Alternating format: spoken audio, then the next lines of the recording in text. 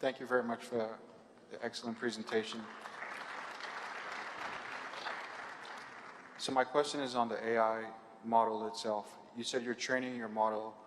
What are you training the model to do? Who's labeling the data, and how are you accommodating the costs of training the AI model? Okay, thank you. So currently, our team, myself and Musa, we built the models. Our data is from publicly available reports as the Zenodo, and we also looked into what Google Health Research is doing around the same issue of ultrasound analysis. In terms of, sorry, you mentioned something else, annotating it. What is it, the model predicting?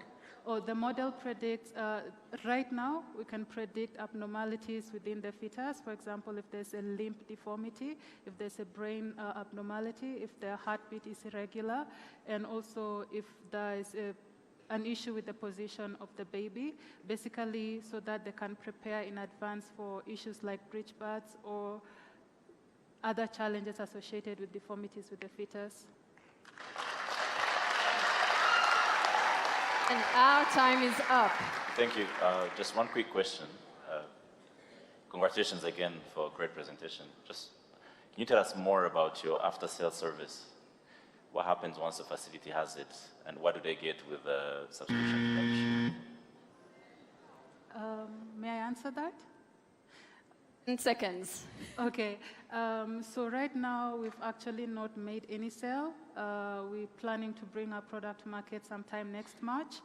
In terms of our plan for our customers, we believe our strategy is very collaborative, so we'll continuously engage with the healthcare facility to improve our models, as well as improve things within our UI to make it as simple as it could be based on the experience.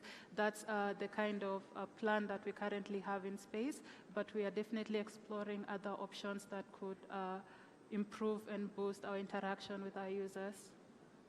Thank you so much, Afia. We have another round of applause for her, please. Ladies and gentlemen, as we've been talking about throughout the summit, we are the change makers, and we have all the solutions within the African youth that are sitting in this room and others represented. And so when you see them up on this stage, please give them some love and give them some encouragement, because they are doing something, all right? Up next, we are going to call upon Cleanville. A round of applause for Cleanville. 5 minutes for your pitch and exactly 4 minutes for the judges. Thank you.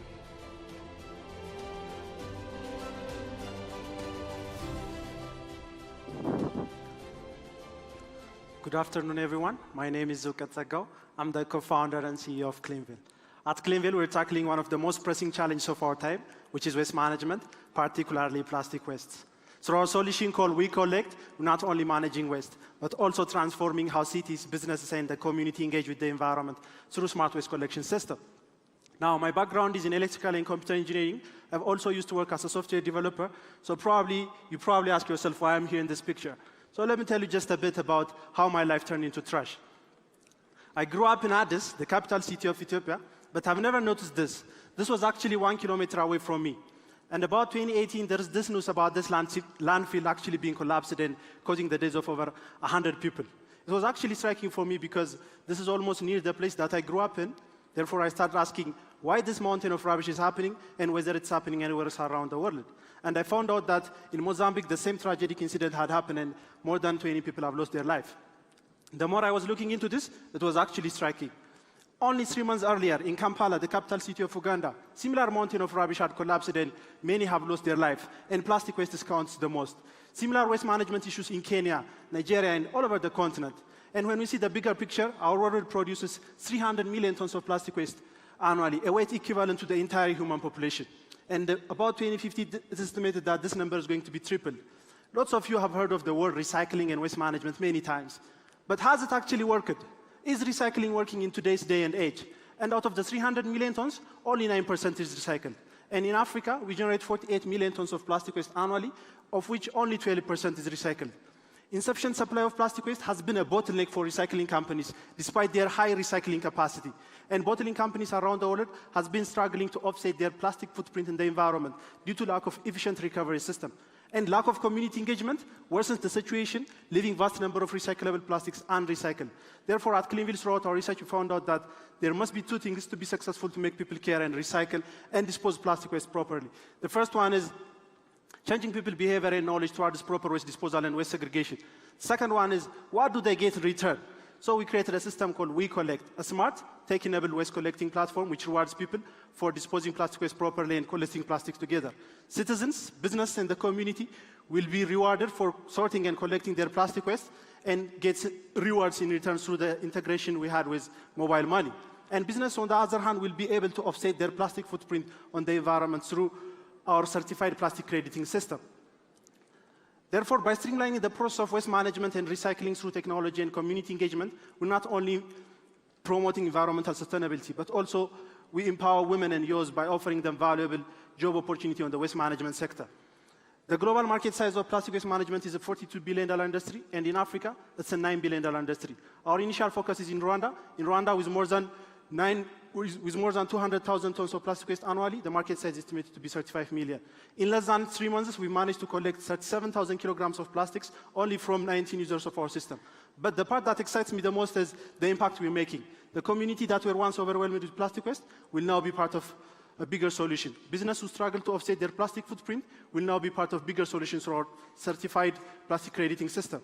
And our business model is simple and effective. We're not trying to boil the ocean. We collect plastic, we sell it to the recycling companies, and we offer plastic credits for bottling companies. We have a bold ambition of collecting 1 million tons of plastic waste in the next 5 years and reducing 10,000 metric tons of carbon dioxide emission with a goal of offsetting 5 million tons of plastic waste in credit by the end of the decade. But this isn't only about plastic waste management. It's also about job creation. It's also about sustainability and empowering the community. We've made a financial projection for the next 5 years. And what sets us apart from the existing method of collecting unsegregated waste and dumping it in the landfill is we engage with the community directly through reward-based approach. Our app-based approach simplifies the waste collection and sorting from the source. And we are among a few companies in Africa actively exploring plastic crediting. Cleanville has been recently recognized as one of the top 10 circular economy startups here in Rwanda by Impact Hub Kigali. We've also managed to partner up with other African organizations, including our project developer XMS from South Africa. The heart of Cleanville is our dedicated team of environmentalists, technologists, and business professionals. We believe we can scale this solution across the continent and make Rwanda the hub for Africa's carbon and plastic crediting market. We bootstrapped our operation with $10,000 investment from Jaziri. Today we're seeking for $150,000 for 10% of our company. With your support, we believe we can scale the solution and build the infrastructure needed to expand our operation across Uganda, Kenya, and Ethiopia. Join us on our circularity movement. Thank you. Congratulations, Cleanville. Thank you so much. Thank you for your presentation, judges.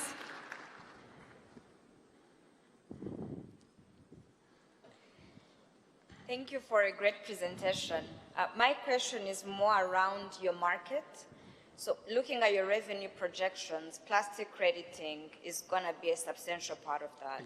So who's currently buying that in Rwanda? I saw you hired like $10 million as the current market in Rwanda for plastic credits. And also I was concerned within your team, you don't have any expert in crediting, whether within your team or advisors. So how do you plan to address that gap when your revenue completely depends, almost completely depends on the crediting? Thank you for that question. So how plastic crediting works is we are the asset owners. We plastic collectors will work as collecting the plastic and we'll be the asset owners of the plastic. Our partner in South Africa called XMS, who has over a decade of experience on carbon crediting, is the one who's developing the project for us. So they're going to be the one who's responsible of selling the plastic credits we have on the international market. So we will be able to sell our credits, the plastic we collected here in Rwanda or any other African countries in the international market. Thank you very much, and great presentation. Could you speak a bit more on the trading of this plastics that you collect? Of course, as you can understand, there's an environmental concern of how you move plastics across borders. So if there's no recycling plant in Rwanda or Mozambique or Kenya or elsewhere, how do you get it to a market that can actually recycle those plastics? Okay, so we're collecting plastics through a reward-based system. We reward the community. We reward the community. And the way we do it is we give 100 Rwandan francs for the community. We bring it to our facility, that plastic. And the project developer, with our project developer, we will be able to sell that plastic credit to the bottling companies. That's what we are doing currently. Quick question. So you demonstrate using a mobile app, but majority of Africans, especially in rural areas and communities, are USSD based. How do you go over that? Okay, thank you for that question. We've actually faced the challenge of, even on our agents, who don't have access to smartphones. So we plan to give them, we developed a USSD code instead of the smartphone so that we can tackle the challenge. So whenever anyone requests a waste collection request on our system, through our USSD code, our agents will receive that notification and they will go and collect it. Thank you very much, Cleanville. Another round of applause for him, please. And without further ado, we're going to call upon, on the stage, Geuza. Geuza, where are you? Show her some love, come on, we agreed.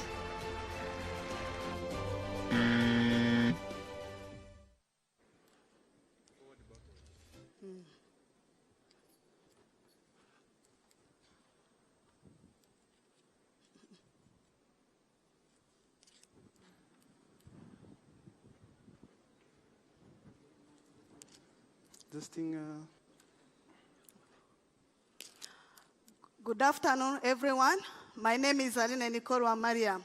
Imagine if one incident, one accident completely changed your life, leaving you feeling uncomfortable, vulnerable, hopeless, and worst of all, unsupported.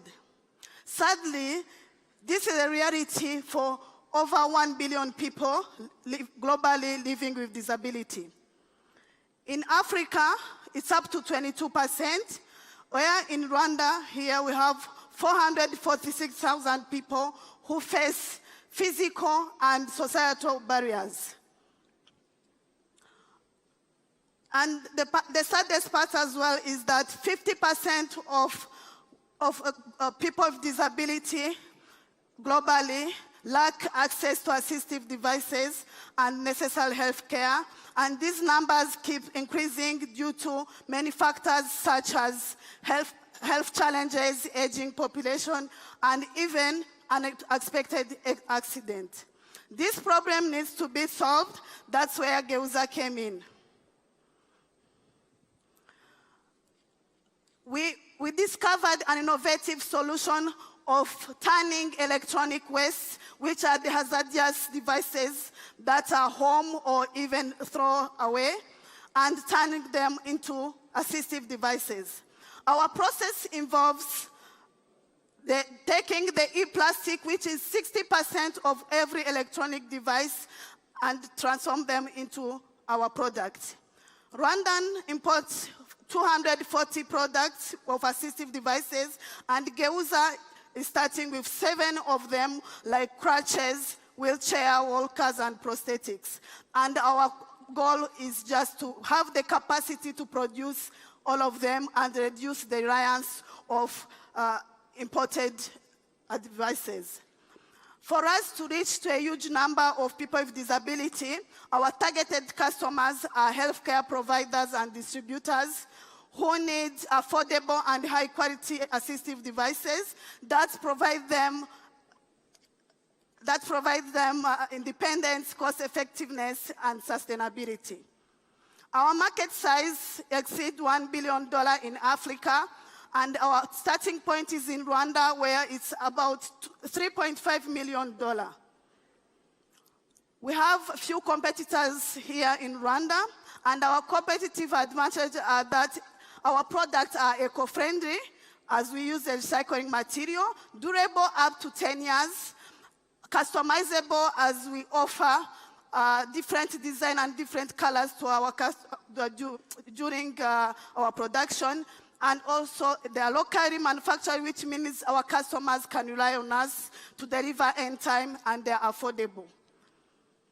So far, we have started our operation in January this year, and we have been able to develop 4 different types of crutches and tested them with Rwanda Standard Board and with 45 people here in Kigali, collected feedback and applied them into our second version of prototype, which are under testing department at Rwanda Standard Board. We have also successfully established our production facility at Special Economic Zone in the partnership with Africa Global Logistics. And these are also other partners we have, including our first customers, which is the biggest distributor of medical devices here in Rwanda, Kifalma, and they are only waiting for our products to be licensed. And we also have ongoing engagement with international manufacturing of medical devices for our product development and expansion. Our business model, our cost of production is $6 per unit. We plan to sell it at $10, which gives us a profit margin of 40%, and we aim to grow it to up to 30% every year. This is how our financial projection looks like. You may notice that 2026, our annual revenue growth will just increase up to 10 times, as we have a bigger machine that can produce up to 25,000 units per year. Thank you, Nicole, for your presentation. Congratulations on a wonderful presentation. Judges, I'll take 2 questions from you, please. Thank you very much for your presentation. Have the room settle, please. Can we have the room settle?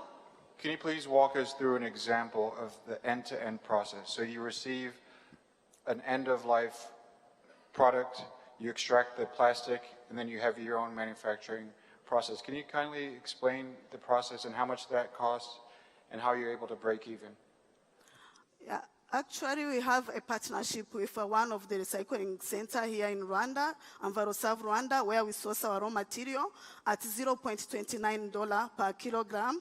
And those are our cost of production. As we process them into our machine that has a capacity of 350 units per month.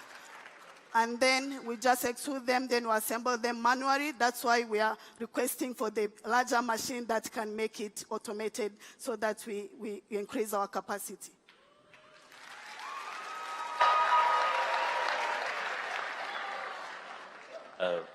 Congratulations and good presentation. Thank you. Currently, the going price for local manufactured crutches go to about 5,000 to 6,000 Rwandan francs, covered by Mutuelle de Santé. If you manage to scale, how low can you get your production costs to be able to remain competitive?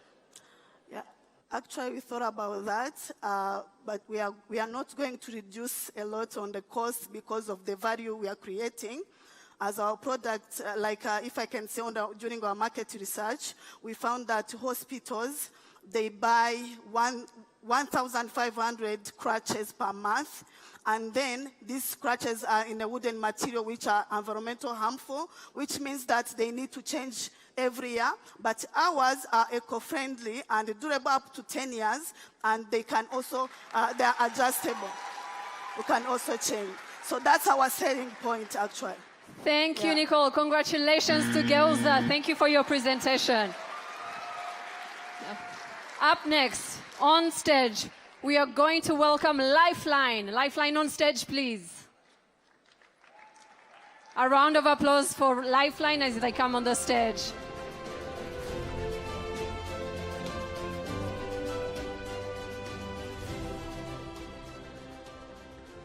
Thank you so much, mate.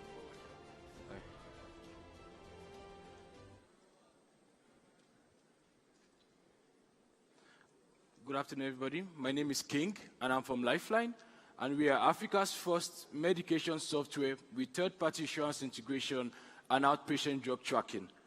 We're actually going to look at the problem statement and metrics, but first of all, how did it all begin? I have been in a situation whereby I go to a pharmacy, and they have the medication I needed, but I'm sorry, King, we don't support your insurance. The next pharmacy supports my insurance, but they don't actually have the medication I need. To all the youths in the house, imagine walking 10 to 20 kilometers to a pharmacy only for you to realize that they don't even support any insurance at all, and you don't have money to pay for these medications. We are sharing this problem with 269 million people on the continent. 1 in 5 Africans are living with chronic illnesses. Only 50% of Africans can get medications when they need them, and only 20% of the continent, arguably less, can actually afford any type of insurance at all. And basically 1.6 million people have died as a result of this problem. So what is my problem statement, basically? Gaining access to life-saving medications at critical times is a life-threatening challenge.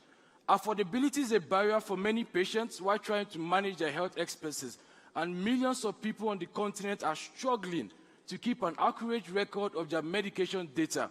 I'm just going to pause here right now and ask everybody in the audience, can you keep track of every single medication you have taken in the last 1 to 10 years without the help of your local pharmacy or hospital? Just think about it. What is my solution? I present to you Lifeline.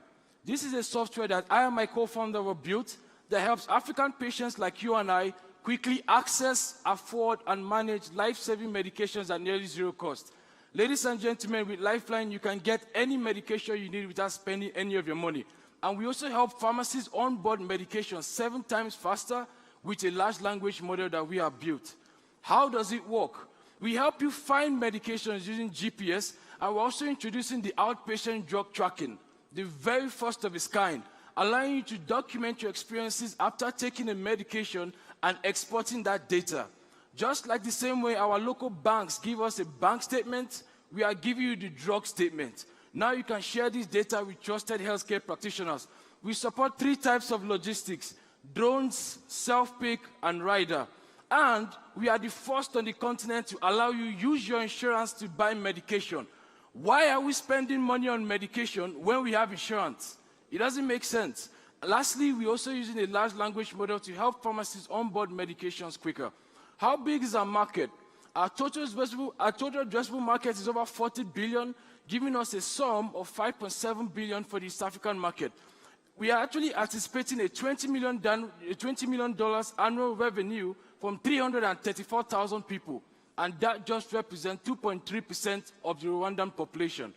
So what is our competition and value proposition? What actually makes us different from the competition?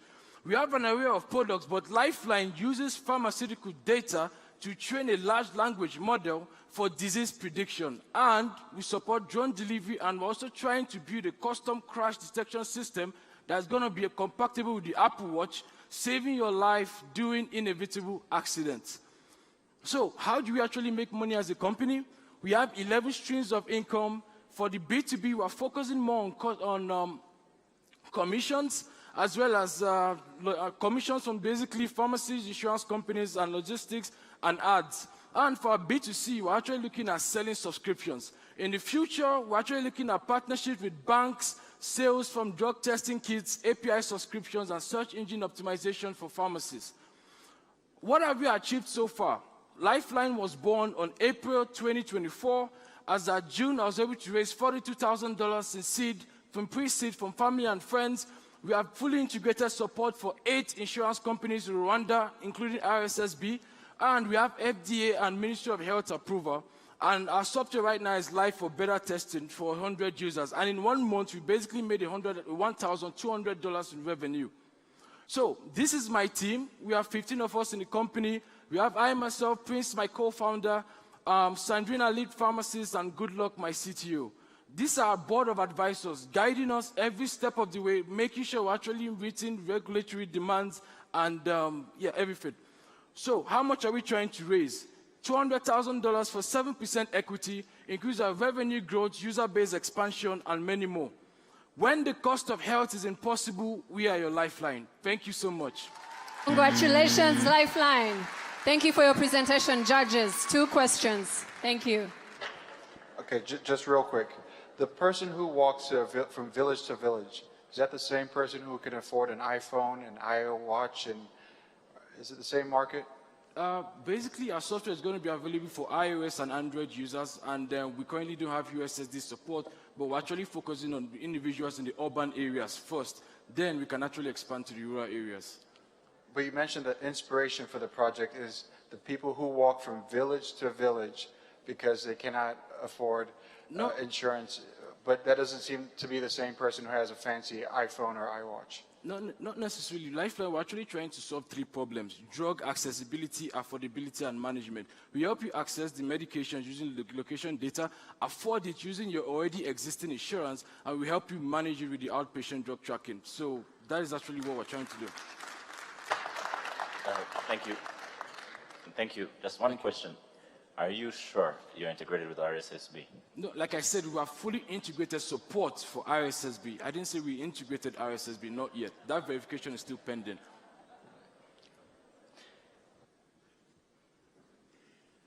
Lifeline, thank you so much for your presentation. So Another much. round of applause for him, please. And lastly, our final presenter today is Sync Today. Sync, welcome on the stage. A round of applause for Sync, please.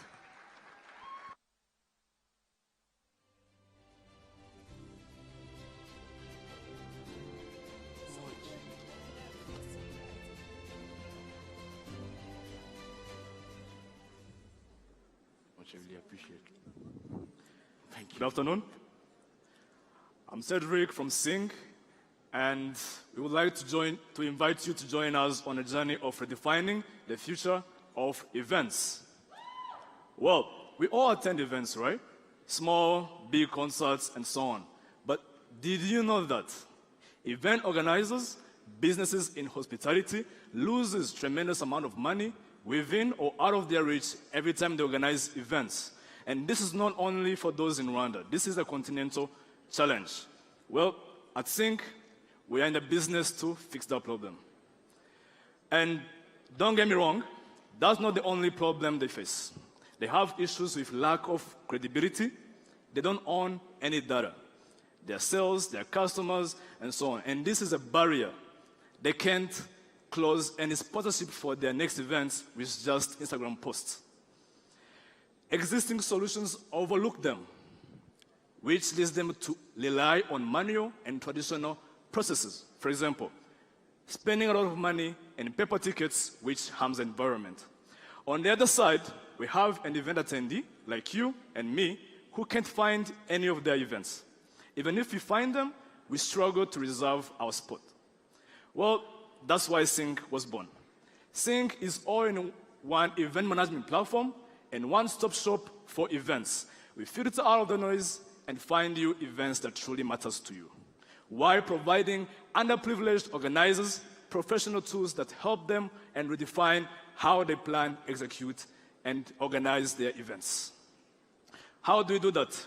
We do that through our 3 major products, starting with the organizer portal, which is a dashboard where they can control, trace their daily operations, and collaborate effectively with their staff members while connecting effortlessly with their audience. We also have Explore page for people like you who are trying to discover events by your interests. And we do not forget those who do not have smartphones. They can still access and book their spot in events using our USSD. Well, how big is our market? In Rwanda, it was valued at $95 million in 2023, and in East Africa, it's more than $500 million. Our target market is event organizers, event attendees, and businesses that are in hospitality. Well, like any other startup, we have competition, but this is what we do best. We have consumable tickets. Those are tickets where you pay in advance and consume at the venue. We have real-time settlements where our organizers have instant access to their funds. We also are affordable and easily accessible by that underprivileged and underserved event organizer. Even if you have a free event, you're welcome to use it on Sync. Well, our traction so far, we've started our operations in this year, 10 months ago, and so far we've had more than 600 events using Sync. And we have 15,000 weekly users, and we process 100 million every monthly. This is 100 million Rwandan francs average. Well, our business model is very simple. We take 8% on seasonal events, 6% on recurring events, and 4% on businesses or events that has consumable tickets. Well, what's next for us? We are planning on launching our customer-facing application that is better than our Explore page, and we are planning on our mission to reach 50,000 users and 200 monthly events. This will put us in a good spot to start our fundraising journey. Well, we're also planning on diversifying the consumable tickets. There's a team behind Sync. It has Bruno, who've been in tech for more than 6 years. It has Jaling and Divine, who are in business and finance, and have Joanna, who is entertainment and event industry. Well, these are some of our past clients and ongoing long-time partners who uses us every day. If you recently attended any event in Kigali, you probably use Sync. Well, if you're looking for your next spot today, after this Youth Connect event, scan this QR code or check out www.sync.events. Thank you. Congratulations, Sync. Judges, your 2 questions. Cedric, thank you very much for that presentation. I'm curious as to the value proposition. Why would an event organizer go through Sync if they can use any other platform, Instagram, or any of your competitors? What is it that you do to attract events that are being organized? How is it different from any other platform that's out there? Thanks. Awesome. We provide, first of all, with data ownership. You might find an organizer who's been organizing for years, but they only have Instagram posts. They don't have data that support or can lead them to closing possible future partnerships and sponsorship for their next events. And another thing is, instead of just using Momo at the door, you're blind, you don't know what's going on, and your staff take advantage of that and steal from you. Through our platform, they placed it on how they charge at the door, and they can track everything. They can also track cash paid at the door through the system. That's why they choose us over any other one, and thank you. Thank you for a great presentation. You stated one of your problems you're trying to solve is the environmental impact that event organizers are having. But I didn't catch within your solution what impact you're actually having. Awesome. So if you can go somewhere and they give you a paper ticket to use at the venue, consume using that paper ticket, but we eliminate that need where we provide you an electronic digital ticket that you can use and spend it at the venue, eliminating 10,000 of paper tickets that...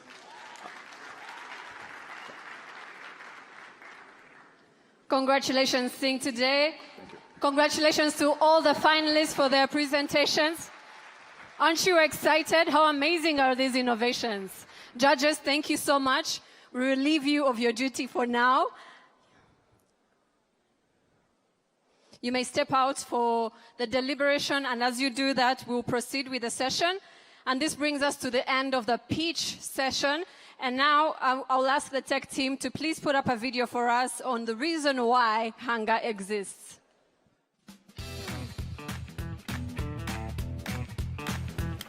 What if the next big idea is already here, waiting to be discovered? Rwanda is buzzing with creativity and innovation and bold entrepreneurs ready to take on the world's biggest challenges. But where do they go to turn these ideas into a reality? Well, that's where Hanga Pitchfest comes in. Hanga Pitchfest isn't just a stage for pitching ideas. It is the launchpad of Rwanda's brightest minds. Every year since 2021, the boldest entrepreneurs, the sharpest investors, and the most forward-thinking mentors come together to create something incredible. But what makes Hanga so special? There is so much to love about Hanga Pitchfest. We believe in more than just showcasing ideas. We believe in nurturing them, giving them the resources and the financial support that they need to turn their visions into world-changing solutions. From agriculture to healthcare, Hanga is at the heart of Rwanda's innovation ecosystem. Imagine a space where hundreds of brilliant minds gather, each with the same goal, to make a difference. But why does Hanga Pitchfest exist? Because Rwanda is rising, and so is the need for bold, scalable solutions. Our future depends on the ideas and innovations that will redefine industries, empower communities, and shape a knowledge-based economy. More than 200 startups have already taken their first steps at Hanga Pitchfest, and some of Rwanda's most promising entrepreneurs are now shaping the future thanks to the opportunities that began right here. And Hanga Pitchfest is here to build that future. We're here to spark creativity, drive growth, and make sure no great ideas left behind. We believe in Rwanda's potential to lead the way not only for Africa, but for the world at large. So, whether you're here to transform an industry or create something the world has never seen before, this is your space. This is your time. And this is why Hanga Pitchfest exists.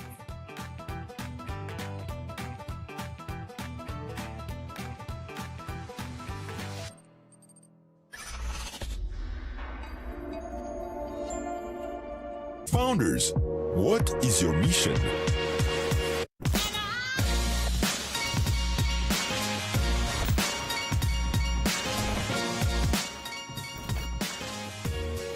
It's time to show the world who you are and do what entrepreneurs do best. You are Geuza, Lifeline, Sync, Cleanville. Express yourself. That thing you're good at. Say it with your business. We manufacture assistive devices for people with disability and elderly across Africa, all from electronic plastic waste.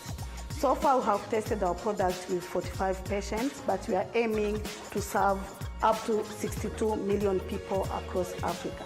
Thousands of event organizers, venue owners, restaurants, stadiums, arenas, lounges, and so on loses tremendous amounts of money within or out of their reach every time they organize events.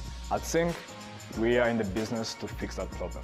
Sync is all-in-one event management platform and one-stop shop for events. We filter out of the noise and find events that truly matter to you.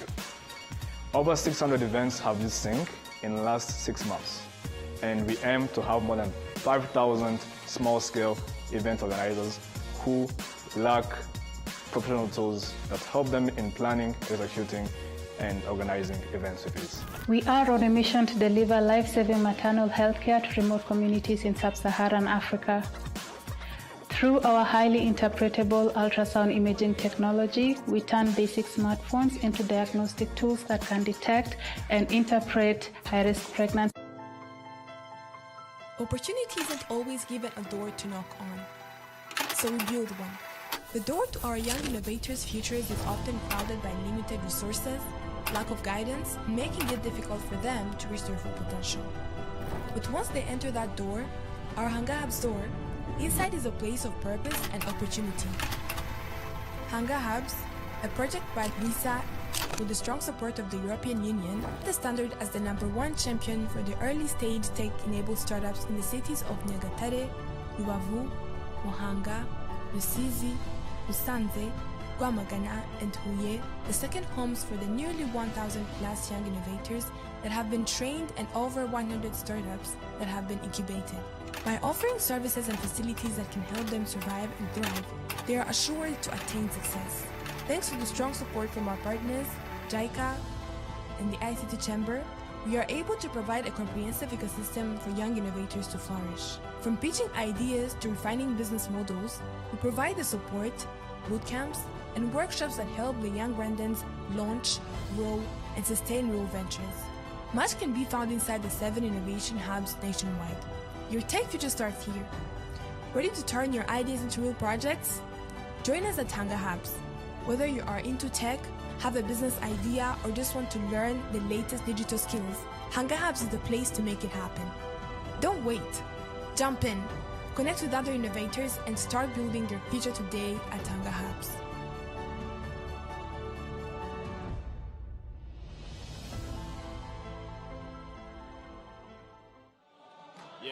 Ni Hanga Pitchfest ikomeje hano muri Kigali Convention Center nk'uko mwari mubikurikiye. Imishinga igera muri 5 mu mishinga 25 yitabiriye bootcamp cyangwa se umwiherero wo gufashwa kubyazwa ndetse no kumva neza uburyo bwo gushyira ku murongo iyo mishinga yabo. Muri yo 25 akaba ariyo imaze kuva ahangaha ndetse no kugaragariza akanama nkemuramaka ibijyanye n'iyo mishinga ndetse n'ibikubiyemo. Muri iyo mishinga harimo itanu irimo Afya Wave, ni umushinga wagaragajwe ko ari umushinga uzibanda hanini ku guteza imbere ndetse no gushyiraho uburyo bwo gufasha abangavu mu bihe bitandukanye, ndetse n'umushinga witwa Cleanville ari uwo mushinga wa kabiri ugaragaza ko uzafasha hanini mu gufasha abantu batandukanye kuba babyaza umusaruro ibikomoka ku myanda by'umwihariko plastique. Lifeline nawe ni umushinga wagaragaje ko uzaba igisubizo mu rwego rw'ubuzima, naho umushinga Geuza ni umushinga wagaragajwe nk'uzaba igisubizo cyane cyane ku bafite ubumuga butandukanye kuba babona ibikoresho biborohereza, naho umushinga wa nyuma ariwo Think Today ni umushinga w'ikoranabuhanga rifasha abantu kuba babona serivisi zitandukanye, zaba serivisi zifashishwa mu kubona amatike yaba atandukanye, yaba ari ay'indege cyangwa se mu bundi buryo bwa transport, ndetse no kubona izindi serivisi zijyanye n'ibikorwa byo kurengera ibidukikije.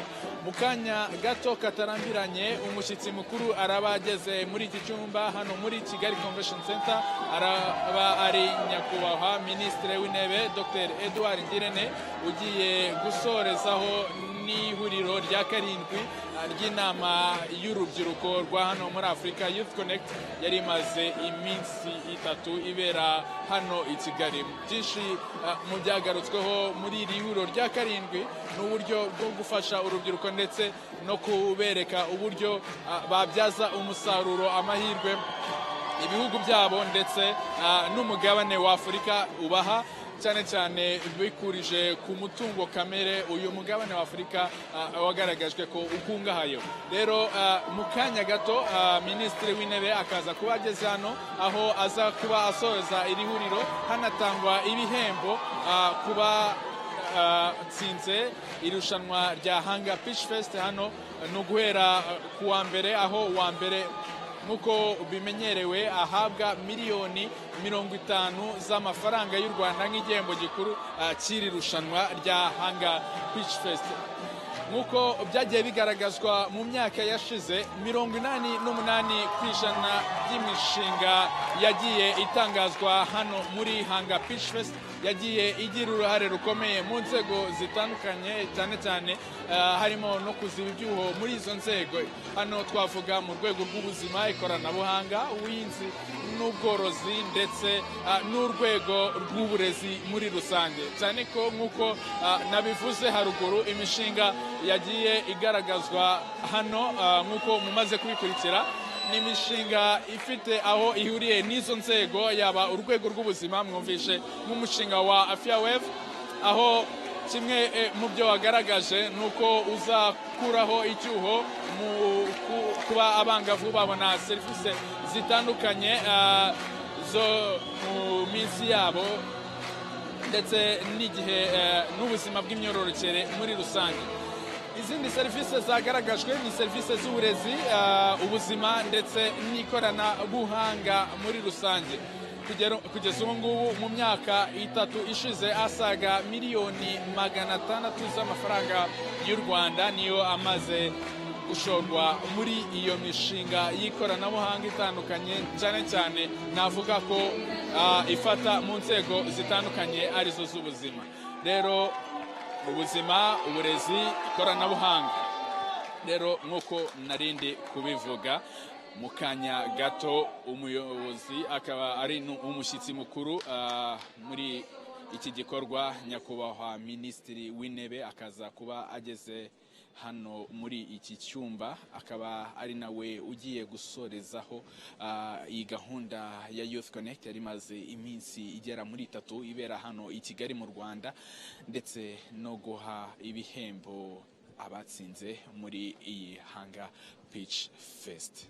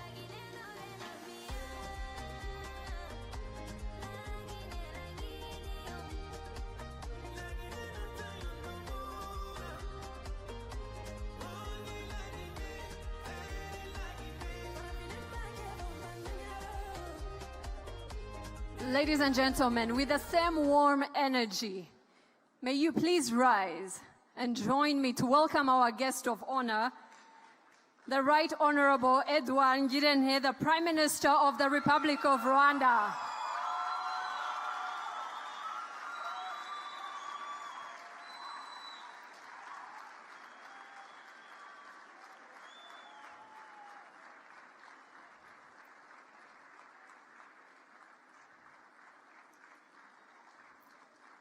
Another round of applause, please, ladies and gentlemen.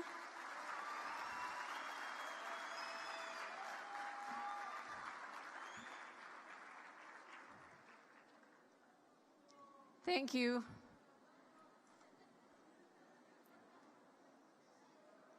As the room settles, Right Honorable Prime Minister, my name is Alice Higiro, and I'm very honored to be the Master of Ceremony this afternoon. We have been gathering here for the last 3 days for the Youth Connect Africa Summit that has brought over 40 nations and a lot of young people that are hungry and energetic to make a change on the continent. And earlier this afternoon, we had the top 5 finalists of the Hanga Pitchfest program display their innovations and pitch, and we will shortly hear from the judges on this year's winners. But Right Honorable Prime Minister, for context, here is a video of the pitch solutions. Tech team.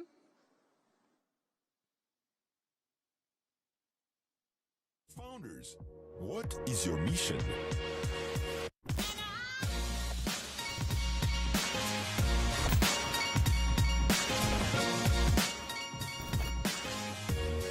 It's time to show the world who you are and do what entrepreneurs do best.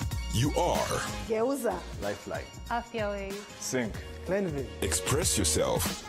That thing you're good at.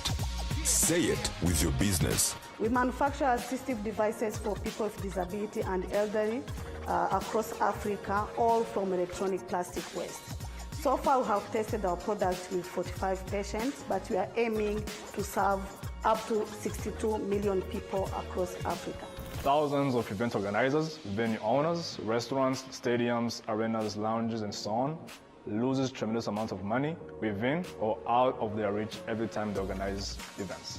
At Sync, we are in the business to fix that problem. Sync is all-in-one event management platform and one-stop shop for events. We filter out of the noise and find events that truly matter to you.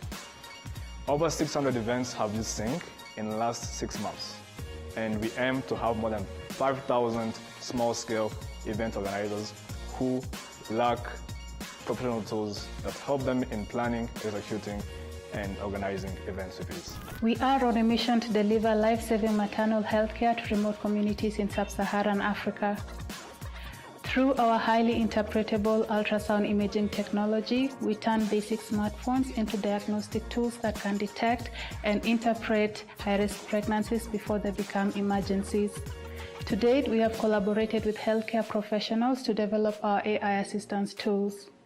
Our future immediate plans include onboarding facilities, and we are not just building technology, we are reimagining healthcare delivery for mothers in sub-Saharan Africa to ensure that regardless of their location, they can access critical maternal health care. At Lifeline, we help African patients like you and I quickly access, afford, and manage life-saving medications at nearly zero cost through third-party insurance integration and outpatient drug tracking.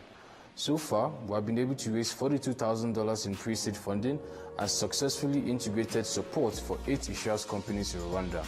Our future plan is to improve our large language model for disease prediction. We're building a circular economy in Africa by transforming plastic waste into valuable plastic credits. Through our solution called We Collect, we incentivize the community to sort and collect plastic wastes, reducing pollution and creating local jobs. In less than 3 months, we've managed to collect more than 37,000 kilograms of plastics from only 19 businesses here in Rwanda. By the end of 2030, we plan to collect 1 million tons of plastic waste and aiming to reduce 10,000 metric tons of carbon dioxide emission, and with the goal of offsetting 5 million tons of plastics in credit while scaling to Ethiopia, Uganda, and Kenya. Join us in our circularity movement. Ladies and gentlemen, meet Hanga Pitchfest 2024 Top 5 finalists. Thank you very much. Right, Honorable? These are our finalists for this year's program. And right now, to help me share more about what has been happening in this year's Youth Connect Africa Summit, I'm going to invite two youth representatives that will share with us. And that is Natasha Tsiveri from Senegal. Natasha, please join me on the stage. Joined by Bruce Takindi from Rwanda.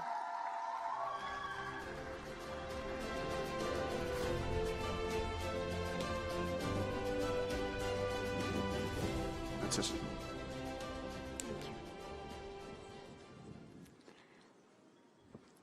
Excellences, Monsieur le Premier ministre de la République du Rwanda, chers ministres, chers honorables invités, chers partenaires, chers jeunes ici présents dans la salle, je me dénomme Natasha Tsiver, je fais partie de la troisième... I am part of the Global Young Fellowship. I come from Madagascar and currently I'm deployed in Senegal.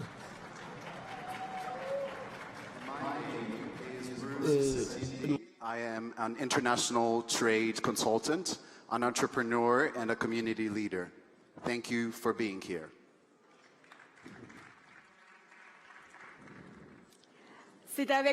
It's with great humbleness that we stand here to share our feelings and our impressions along the 3 days of Youth Connect event. What can we say? If these 3 days were very exceptional from the opening ceremony in this, this hall was very dynamic, isn't it? People were connected. They could say where they came from. This it heartened my heart and gave me motivation, the future of this continent. It was now, I spent some years in Europe and I noticed that the Africanity has been missing in my life the times I was in Europe. And I have to say thank you to all the youth attending this event in this hall. Thank you to every one of you. Those who did such that we spend emotional and extraordinary moments in this hall, this meeting platform of co-creation of opportunity initiative. This is really a real opportunity for the African youth. Through this forum, we all acquired, we created connections, we wove connections with other friends, and through this we tried to fellowship with people from foreign countries, and thank you very much. Thank you for that. Thank you, Youth Connect. Similarly, through very vibrant interventions from politicians and entrepreneurs and other sectors, we enlightened the huge potentials of Africa and the capacity of the continent to yield results. And we have now to concretize the acquisitions of this forum, and through the connections that we have set up between these youth of different origins and different generations. I'm not able to enumerate everything, but each project, every thing that is in inception is really leading to tangible outcomes. Let's not idle. Let's take time to act. Stop idling. Act now. Act now. Stop idling. Let's be a part of our own future. Let's implement tangible projects as soon as we come back home. Let's gather our strength and build the future of Africa as it has been ceasingly being said. The future of Africa is in our hands. I really count on you. I rely on you. Please promise to me that once you're back home, you're going to undertake at your own level, but you're going to undertake actions because together we go further. Dear youth, let's change the narrative of our dearest continent. Thank you very much.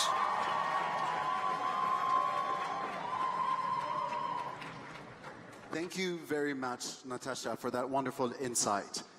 Esteemed guests, today we stand beyond the cusp of transformation. Today, we stand to immerse ourselves in executing the change we want for our continent.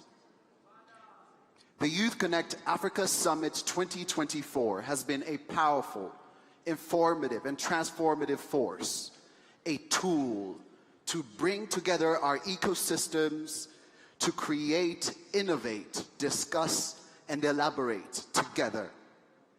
This is our moment to nurture our promise for our continent. But here's the truth. We cannot simply hope, wait, or dream for prosperity to happen. We must create and execute it into existence. This summit, it isn't merely about talking about change. This summit is a radical call to radical execution. In the past 3 days, we gathered, we discussed to do something bold, something urgent, something historic. Every workshop, discussion, panel, and partnership have been a brick, a foundation to our prosperity and to our future. Together, we've celebrated ideas, creativity in a big way, from eloquent speakers such as Natasha, to creative comics and spirited dancers. We have united, reconnected, and rerouted our essence in who we are as Africans, in what it means to dream for our continent. Together, we have embraced Africanhood. We have embraced the truth that we are powerful and that our power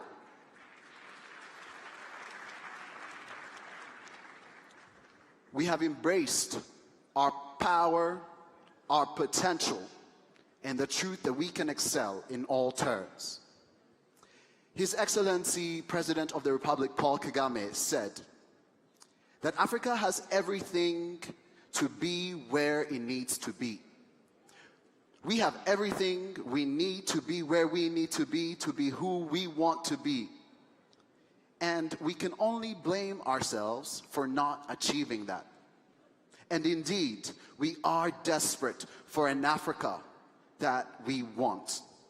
And we're desperate not because we lack hope or anything else, but we're desperate because the desire to be a continent of significance and of value to the world is much more than a want.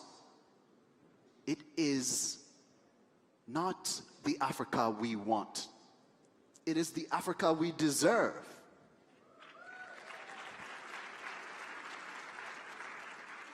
It certainly is the Africa we must be.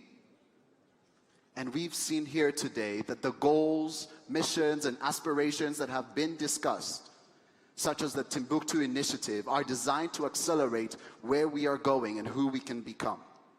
As Honorable Ahuna Eziakonwa said, we must not forget the human aspect of all of this. African youth are more than just the need for economic impact.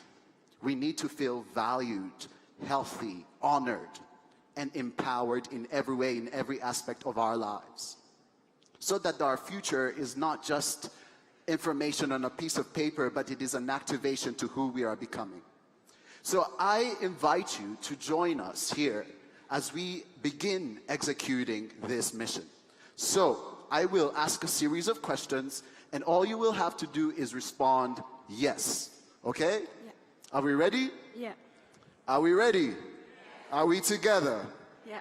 Fellow unstoppable African youth, is our future ours for the taking? Yes. Is our future ours for the taking? Yes. Are we ready to do what we say we are going to do? Yes. Are we capable of doing more than we imagine we can do? Yes. Are we very mindful, very demure, and very cutesy? Yes. Fellow revolutionary Africans, are we revolutionaries? Yes. And for the last question, I would like you to answer yes, yes, yes. So to wrap up this conference, I would like to ask you, can we unleash our power today? Yes, yes, yes. Yes. Give a hand clap for yourselves, because you just unleashed power. So to wrap up our reflections, we wanted to ask you something. We wanted to give you direction for what happens next, a call to action. Please take out your phones or a piece of paper. Write down one goal that you have been inspired to achieve. Then step 3, share that goal with the person next to you. And step 4, next year when we're all here back together, we will hold each other accountable to that goal at the Youth Connect Africa 2025. Okay? Are we in this together? Yes. Tell your neighbor we're in this together. Thank you so much, ladies and gentlemen, for the space, the time, and the honor. It's been a pleasure. And another round of applause, please, for our youth representatives. Thank you, Bruce. Thank you, Natasha, for the very demure reflection and call to action. I cannot do a better job than that. All right, up next, we are going to welcome Ms. Ahuna Eziakonwa, the UNDP Assistant Administrator and Director of the Regional Bureau for Africa, to give us her remarks. Ms. Ahuna, you're welcome.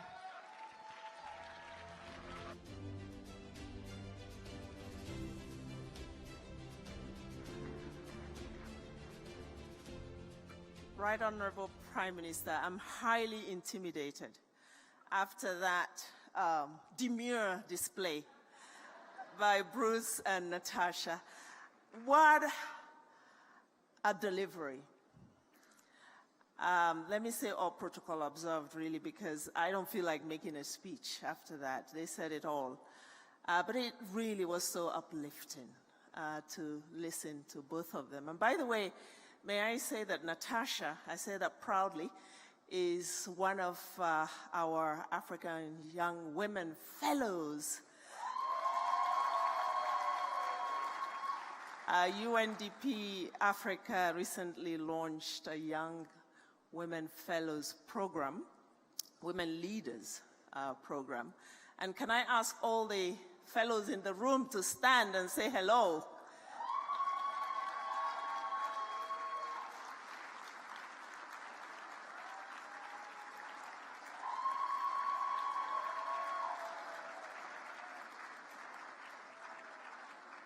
The future is female. We believe that we have to create opportunities for our young women on this continent who have suffered a lot of discrimination in their lives to lift their talent also to the global level. So UNDP is championing this initiative, which has young women from across the continent, from Cape to Cairo, being given the opportunity to experience the global stage and global leadership in 1 year of fellowship, and then released to the world to go innovate and represent Africa globally. So very happy you could hear the talent in Natasha here today. That's the kind of quality this continent has, and which, for the most part, the world is actually robbed of. But we are saying no.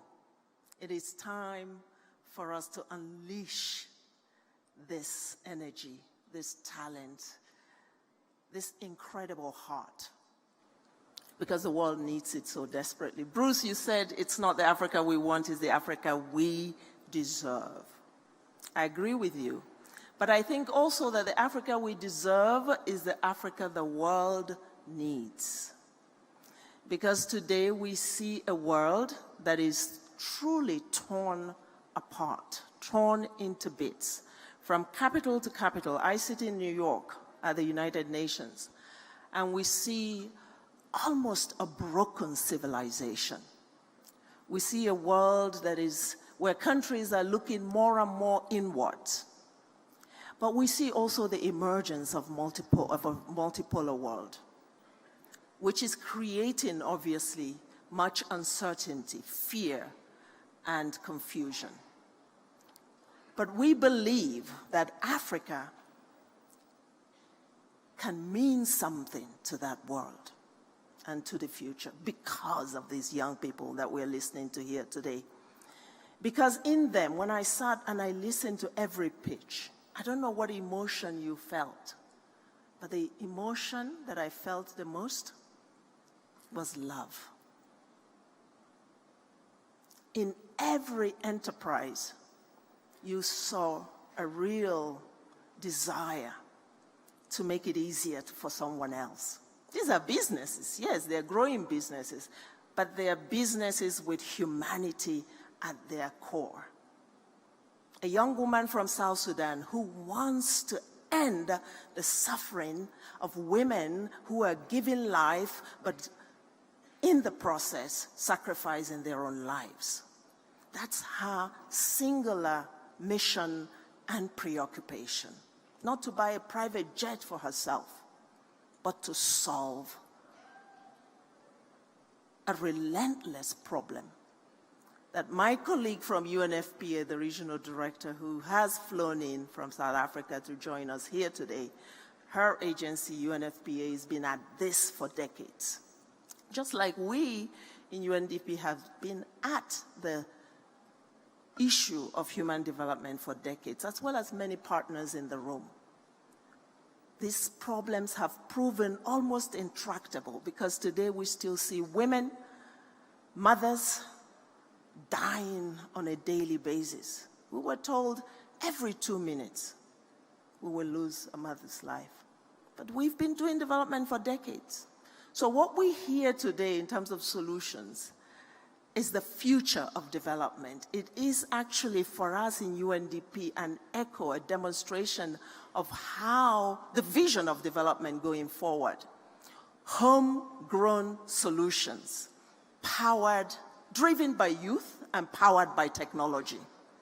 That's going to get us there faster. And I want to congratulate you, Minister Paula, and your team for coming up with this initiative, because when you hear the echo of hope, of excitement, of motivation in the voices of these young people, you cannot imagine them thinking about crossing the Atlantic, risking their lives to emigrate to other countries. They want to stay in their countries if given the opportunity.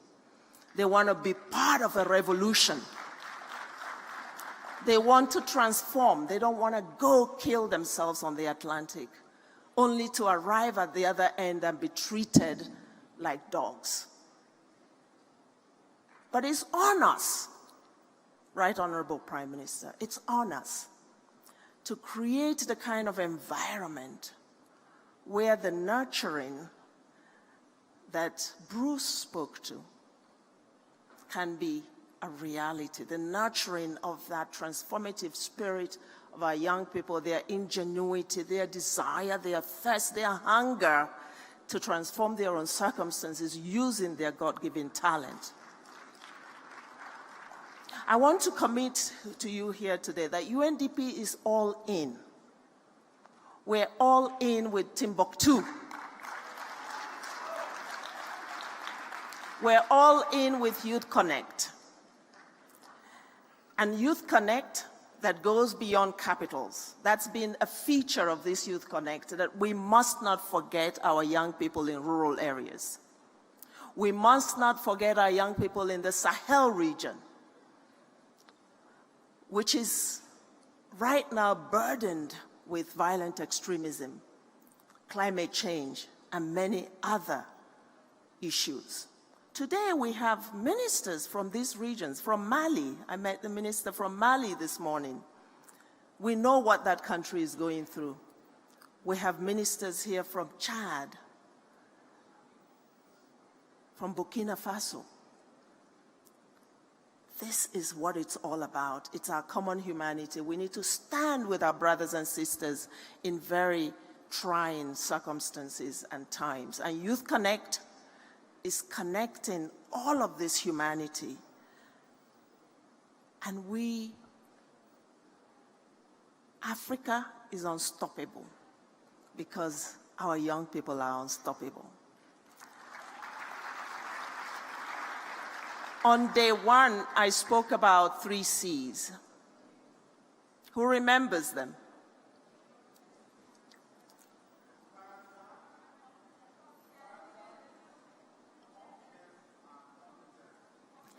Character, confidence, and competence. Thank you. I want to add a 4C, courage. And I think we see in these young people courage. They haven't told us half their stories of what it has taken for them in their journey for them to get to this stage today. But it is the courage to be resilient, courage and determination that's gotten them here. And that's what's going to get Africa out of poverty and into a shared prosperity.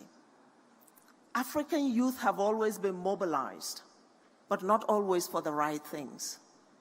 Today, through the Hanga, we are mobilizing young Africans for a different cause, a battle, but a battle against poverty. That's the difference. And I want to invite all of you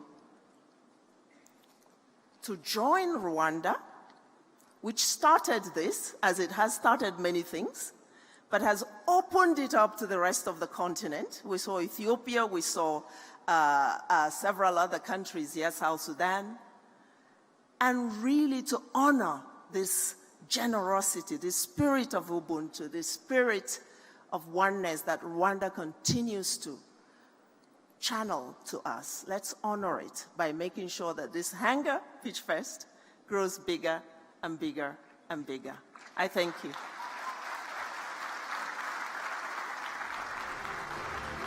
Thank you so much, Ms. Ahuna, for always calling us to do more, to do better. And up next, we are going to welcome Honorable Paula Ingabire, the Minister of ICT and Innovation in Rwanda, to give us her remarks.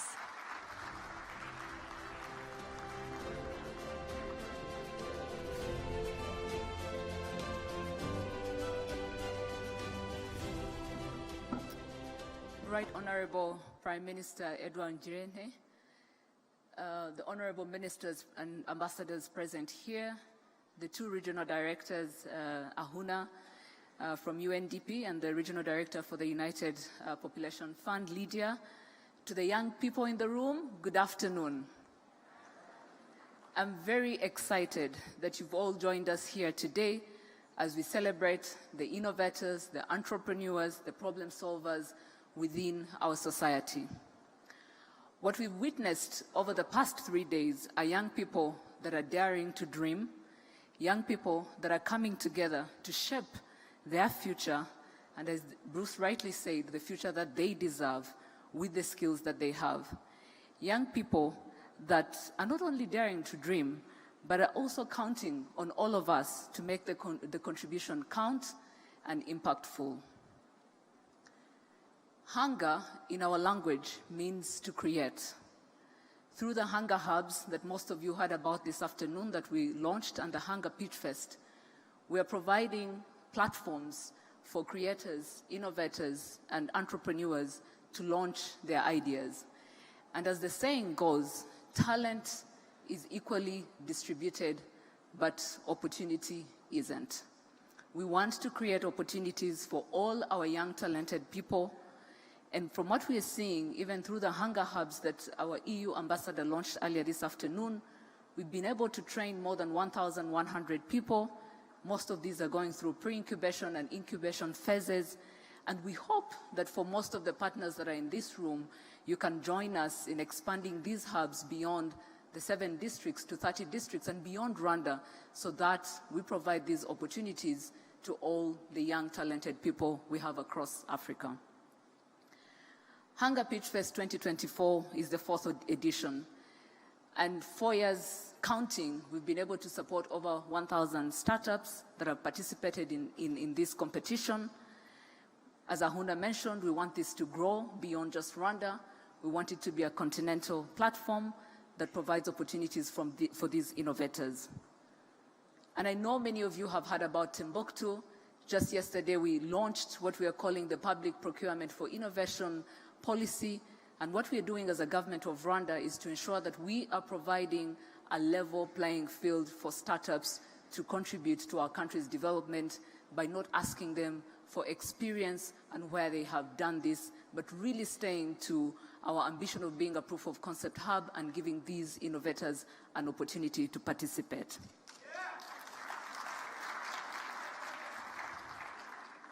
So to the change makers in this room, and I know we just talked about the 3 C's, whether it's competence, character, confidence, and courage, but I wanted to come back to the bigger one, which is courage.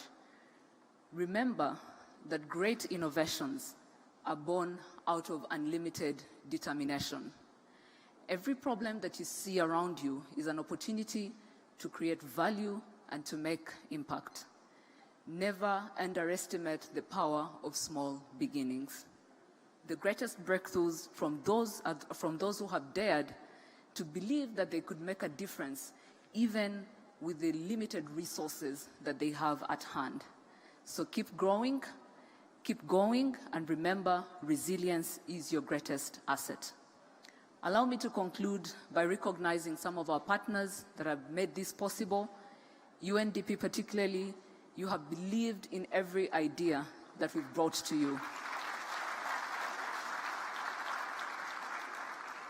Youth Connect, Hanga Pitchfest, Timbuktu are only possible because of the partnership that we've had with you.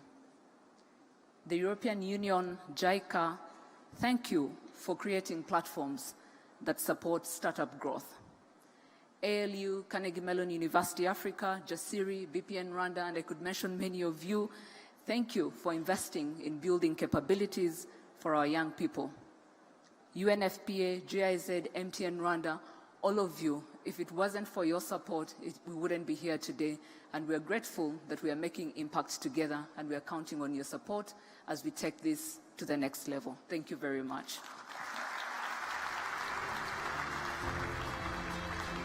Another round of applause for Honorable Paula Ingabire as she takes her seat. And lastly, for this particular segment, we are going to receive remarks from Honorable Sandrine Mutoni, the Minister of State at the Ministry of Youth and Arts in Rwanda. A round of applause, please.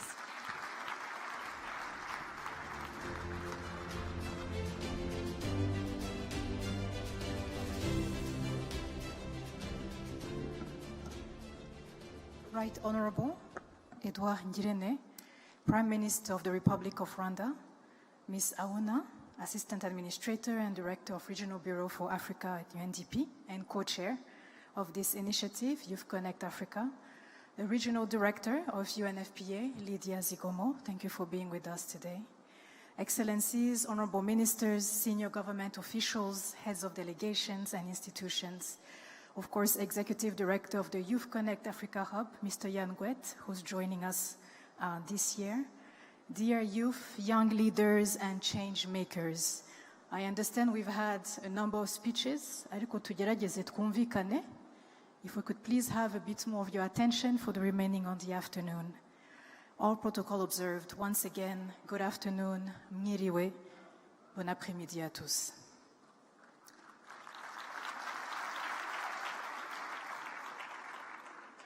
As we stand here on the final day of the Youth Connect Africa Summit, I want to first start by saying that I am filled with a deep sense of gratitude.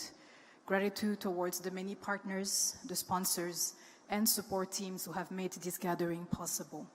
But also filled with a strong optimism for what the future holds, listening to the youth representatives who have traveled near and far to be with us today. We have seen passionate and resourceful young people, committed partners, all coming together under the shared vision of a continent, where youth empowerment is not just a promise, but a reality. So over the past few days, we have forged connections, we have challenged boundaries, And we have asked ourselves, how do we uphold the highest standards for what Africa's youth can achieve? And as this year's theme told us, jobs for youth through innovative skilling, we took the time to really underscore the critical role of preparing our young people for the marketplace. Excellences, distingués invités, le président Paul Kagame nous a rappelé l'importance de l'adage « si jeunesse savait et si vieillesse pouvait ». Au cours de ces derniers jours, il nous a demandé donc d'apprendre les uns des autres, jeunes, moins jeunes, afin de construire des sociétés plus équitables où l'accès à la santé, à une éducation et des formations de qualité et à une vie dans le respect de la dignité humaine serait une règle et non plus un luxe. Nous nous devons donc d'allier les forces de tous, les jeunes de cœur comme les jeunes d'esprit, pour combler les lacunes dont nos communautés souffrent encore aujourd'hui, pour réellement développer nos capacités à innover et nous adapter à un monde qui avance à grande vitesse. Excellencies, honorable guests, throughout the summit, the impact of youth-led entrepreneurship has been shining consistently. We have learned new ideas, just like we saw a few minutes ago for the Hanga Pitch competition. We have heard about solutions crafted by young minds that are not afraid to transform their communities. So, esteemed audience, if I may ask you to imagine just for 1 second what these entrepreneurs could achieve if we actually give them the investment that are adapted to their needs. We truly, truly believe here in Rwanda that a sustainable transformation for Africa is available and lies ahead, but only when mutually beneficial and concerted efforts can be reached between our public sector, our private sector, and our civil society. Furthermore, we believe that inclusivity must remain at the heart of sustainable growth. So we must reaffirm our commitment to empowering youth from all backgrounds, never forgetting the specific needs of those with disabilities.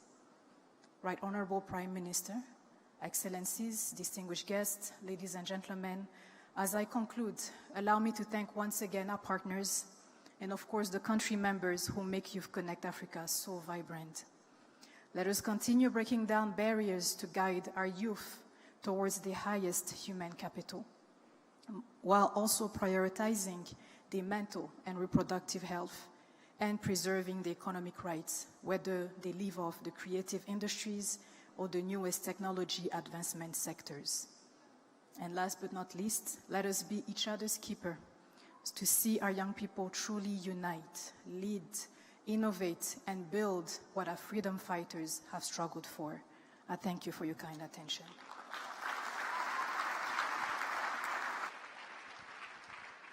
A warm round of applause for Honorable Sandrine, please. Thank you so much.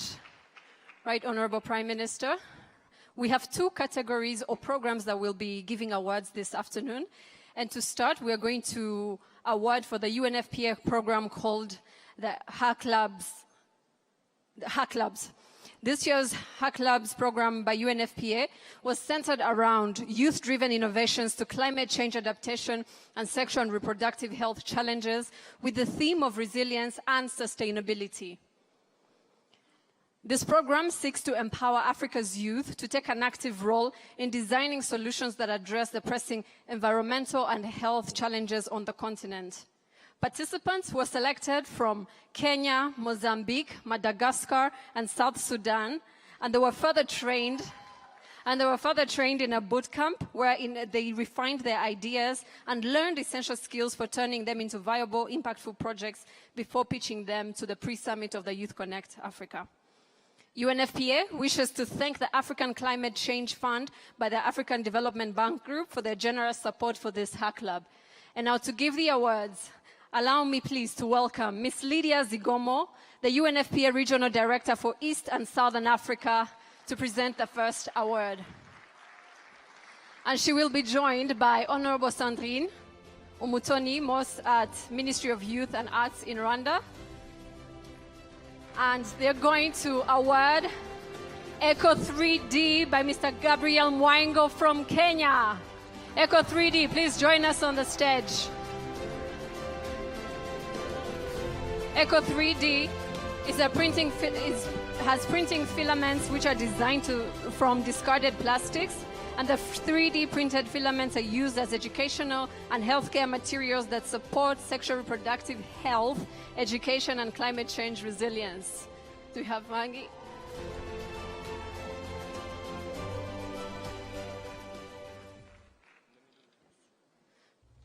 Please step forward. Yes, please step forward.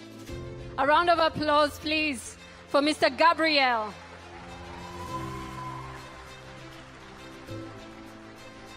And up next, thank you.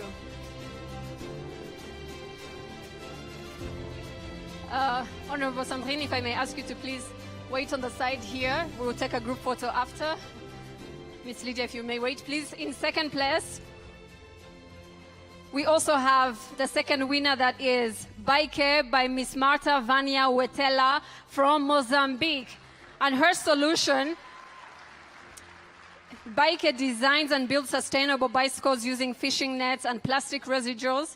These bicycles improve mobility for women and girls, ensuring that they have access to essential services, including sexual reproductive health. And to join us for this award, to present this award, is the Honorable Pitso Leswana, Minister of Gender, Youth, Sports, Arts, Culture and Social Development from Lesotho.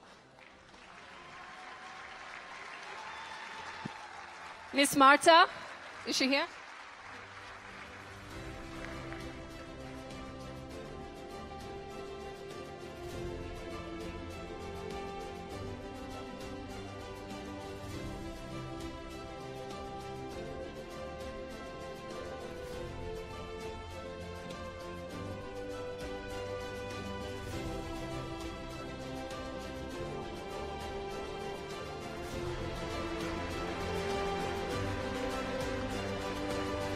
Both of these winners are walking away with $10,000, and they will also receive technical support from their country officers and regional officers for over 1 year to handhold them through this process and provide them networking opportunities to increase their market reach. Congratulations. And we'll now take a group photo. If you wait there, please, let's take a family photo.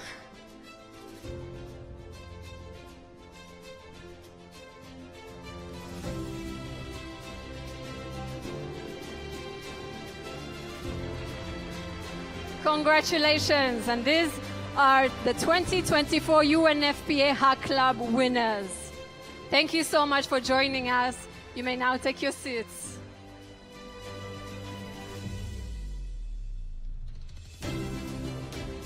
And up next, thank you for joining us. Up next, the long-awaited moment for the Hanga finalists. Can I hear some noise for the Hanga finalists, please?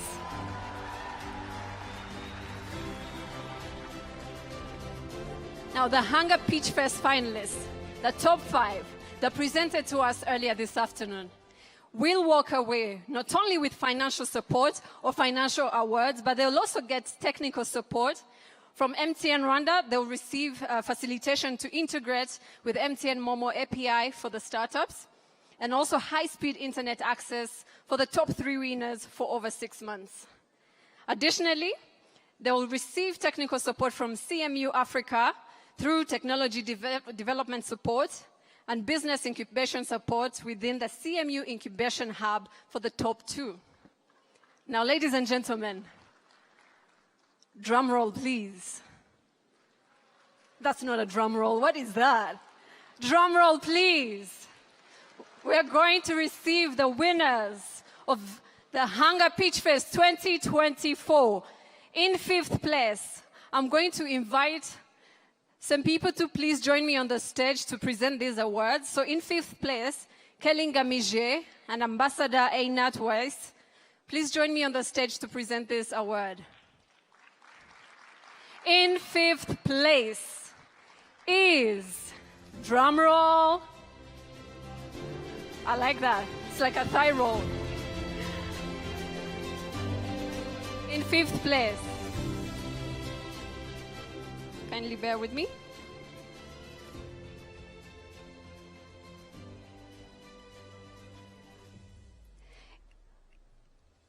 Ladies and gentlemen, in 5th place, I had to change my voice to create the excitement. In 5th place is Lifeline. Lifeline, please join me. Come on, come up with some energy. So in 5th place, he's walking away with 12.5 million Rwandan francs.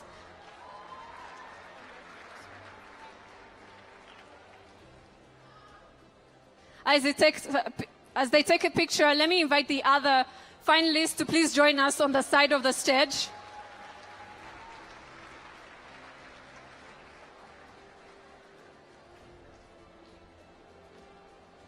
Congratulations. And now, in 4th place, I'm going to invite Ms. Mapula Bodibe and Honorable Abdallah Utumatkwishima to join me in giving this award.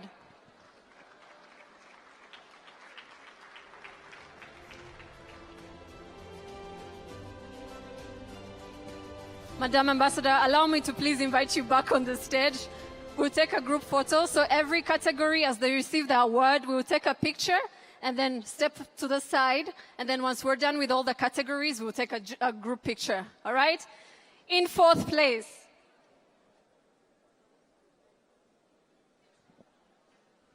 In 4th place. Do I need to grill you guys for the drum roll? Come on, drum roll. In 4th place, walking away with 12.5 million Rwandan francs is Cleanville. Cleanville, please join us on the stage.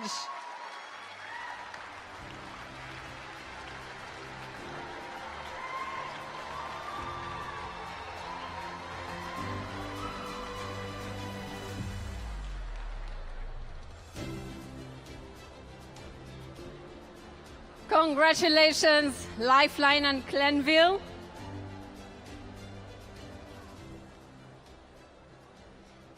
In 3rd place, let me invite Mr. Conrad Tucker and Ambassador Belen to please join us on the stage to present this award.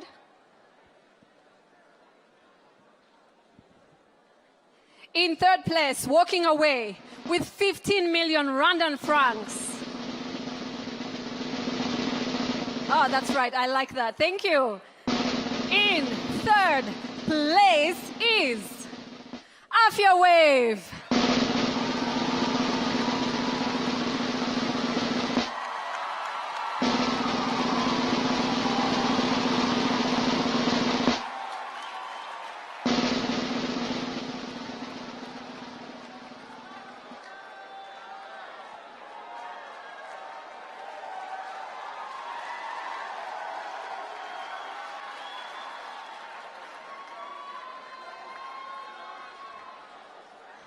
Thank you very much. Please wait for us on the side of the stage. Now, youth of Africa, this is where it gets really challenging. It's either exciting for the finalists or super angsty for them. Can we guess who is in 2nd place? In 2nd place, I will invite Ms. Lydia Zigomo to please join me to give this award, and Honorable Paula Ingabire to please join us on the stage to present this award. In 2nd place, walking away with 20 million Rwandan francs is Geuza.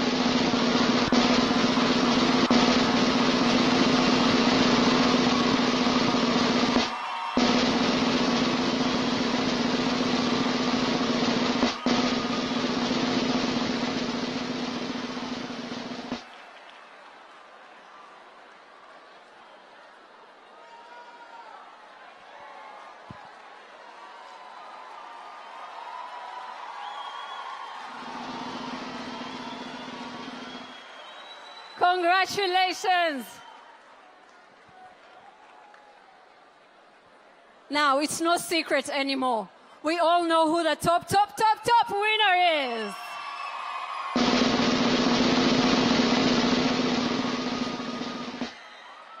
To help me present this award, allow me to invite Ms. Ahuna on the stage and the Right Honorable Prime Minister to please present this award to our top finalists and the winner of Hanga Pitchfest. The winner of Hanga Pitchfest 2024 in first place, walking away with 50 million Rwandan francs is Sing Today!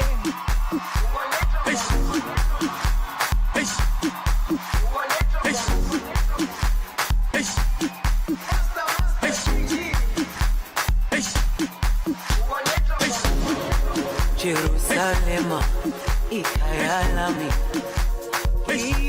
ilondoloze uhambe nami zungangishilana. All right, let's have everyone join us in the group photo. Ilondoloze uhambe nami zungangishilana. Dawo yami ayikolana, buso wami awukolana. Ilondoloze zuhambe nami. Dawo yami ayikolana, buso wami awukolana.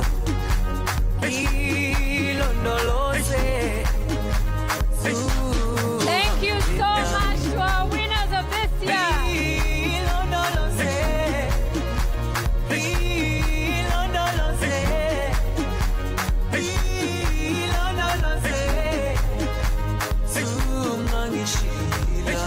I'll invite the awarders to please take their seats back. I was expecting the winners to walk off dancing. Thank you. Thank you so much, everyone. Right, Honorable Prime Minister, thank you for joining us for this ceremony. Congratulations to all our winners of this year for the Hanga Pitchfest and the UNFPA Hack Lab programs. Now, for the Hanga Pitchfest, to give us very brief feedback, let's have the room set up, please. Let's have the room set up, please. Can I get a microphone here? Let's have the room set up, please. We have some time to celebrate some more in a short while. All right, to give us some brief feedback from the Hanga Pitchfest process, we're going to hear from our 4 judges very briefly. If I can have a microphone. So Regis, take a go first. Thank you. Thank you very much. First of all, congratulations to all the finalists and to the winners. I'll give comments to 2 of the winners, Afia and Geuza. My colleagues will share the rest. Afia, amazing innovation. I think anyone in healthcare has and sees the potential of what you can achieve. If you can allow every mother to have unlimited number of ultrasounds during their pregnancies, insurance companies, we will be after you. And maybe there will be a meeting after this to talk more about it. So congratulations on that. You need to think more on the involving more doctors on your research. And the rest, the sky is not even the limit. So congratulations on that. Geuza, great innovation as well. I think the work you're doing in leveraging recycled electronics, convert them into medical assistive device is transformative. And on the same side, you need to think about how you engage insurance, health insurance in that model, because while you add value to recycling, it's a very price-sensitive sector. So it's important you think of your cost of production and also the ease of members knowing your information. If patients know about your product and they want to be part of your journey and your story, they will drive demand to your product. So congratulations. I leave the rest to my colleagues. Thank you very much. Thank you very much. The next judge. Thank you very much, and congratulations to all of the finalist awardees. It was a very difficult decision for us. All of the pitches were absolutely amazing, and it took us a long time to be able to come up with this. I'll speak to Sync, the winner of the Hanga Pitchfest.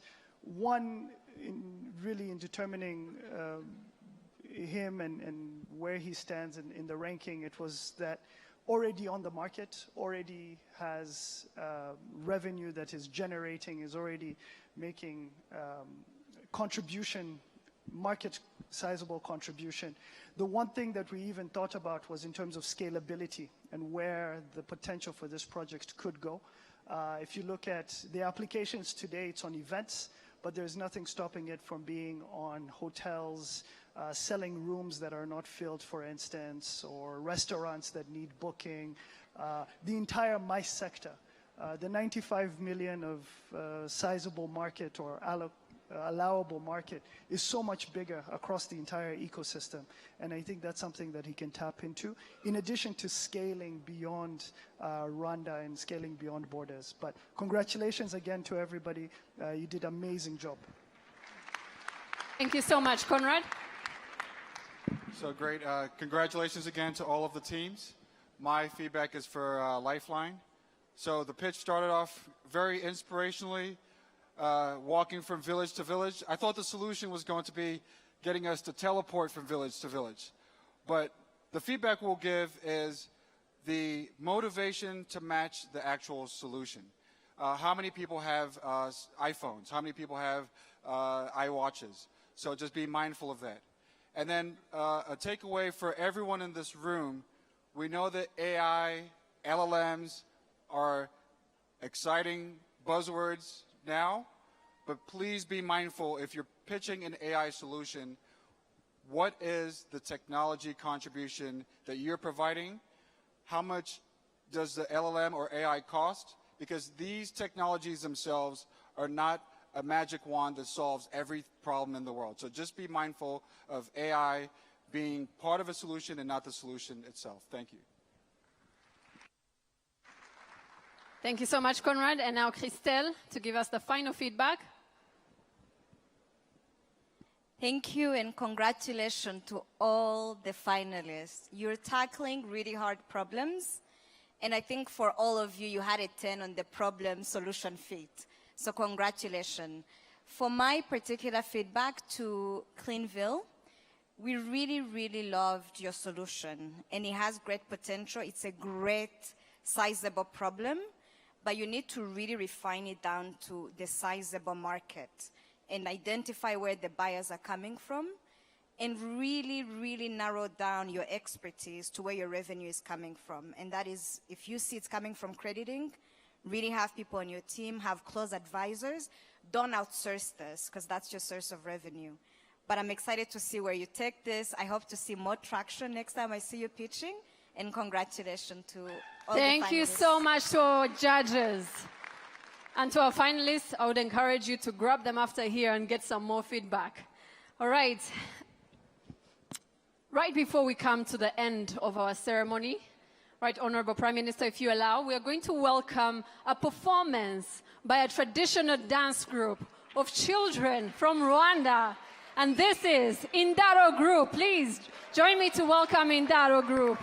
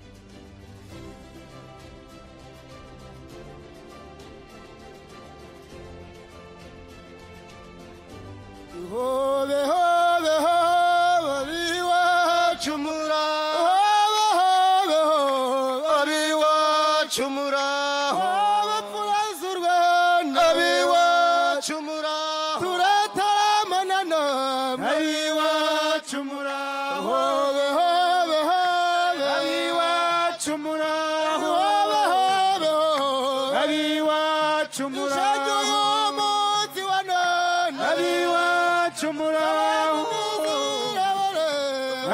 abiwacu muraho abiwacu muraho abiwacu muraho dore u Rwanda ni rwiza Rwanda we dore u Rwanda ni rwiza rwa Gasabo we dore u Rwanda yakurata u Rwanda sohoka byaha ni wa mutima w'Afurika yose Rwanda uteye neza kandi utatswe neza ukabikireza doteze amahanga rero aye dore u Rwanda ni rwiza i Rwanda we dore u Rwanda ni rwiza rwa Gasabo we dore u Rwanda nyamwanshuti z'u Rwanda dutamanye dutaramana ijoro turekeshere aye dore u Rwanda dore u Rwanda ni rwiza i Rwanda we dore u Rwanda ni rwiza rwa Gasabo we dore u Rwanda ahambaraza mu rukundo rutabagira miliyoni harungu aho ni wanyu mboneza amakoza rutabanye nuko umuco gakondo umuco nyarwanda nyakugira icyo ni kitatira cya mutabazi nyakugira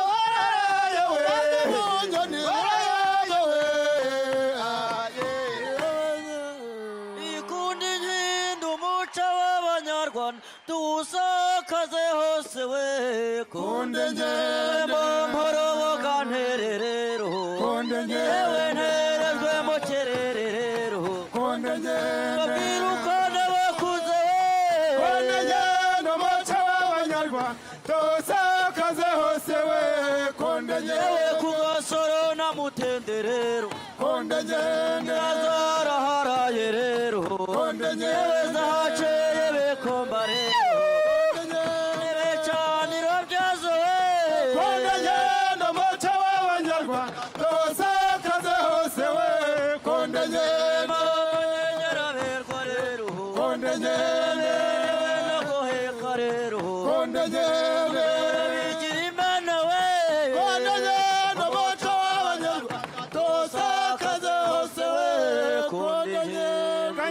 kanyobwa iwe nanka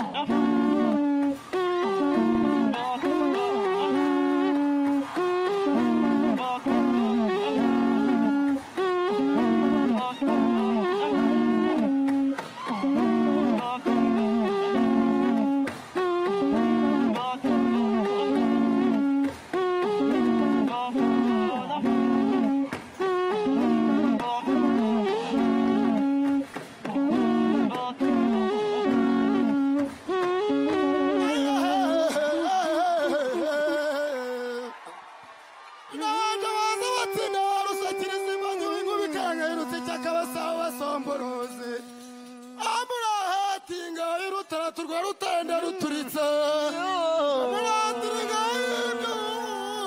mati waramukanye ibyago wa mugabo sanya bihibwa mwe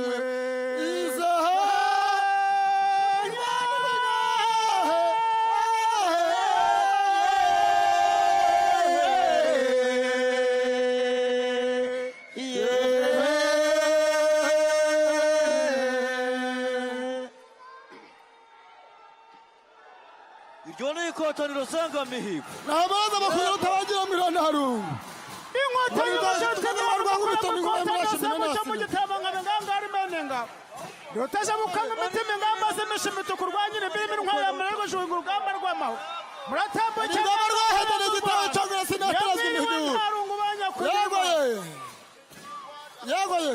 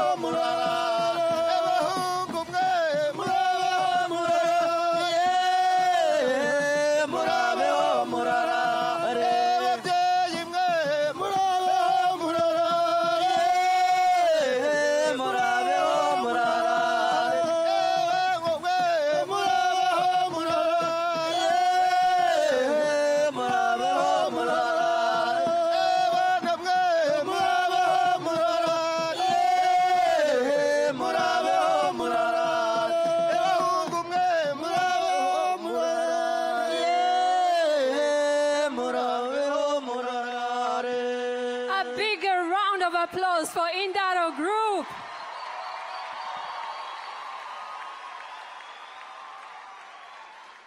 Ladies and gentlemen, the youth of tomorrow. Another round of applause for them, please.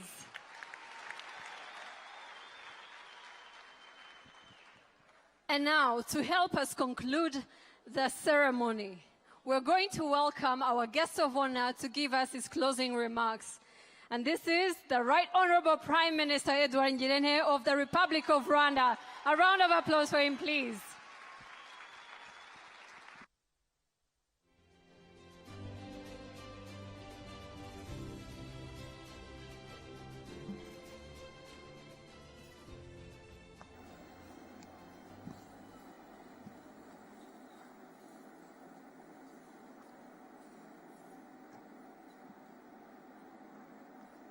Our distinguished guests, our youth delegates from across Africa, a very good afternoon.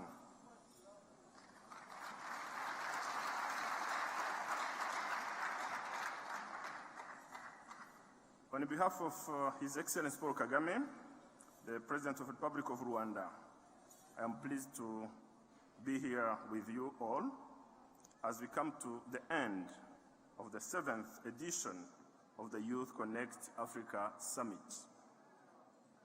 I wish to begin by thanking all the amazing youth here today.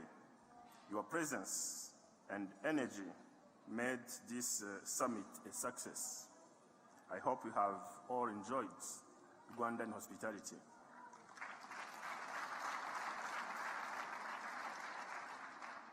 I would like also to acknowledge all the partners for organizing this summit together with the government of Rwanda.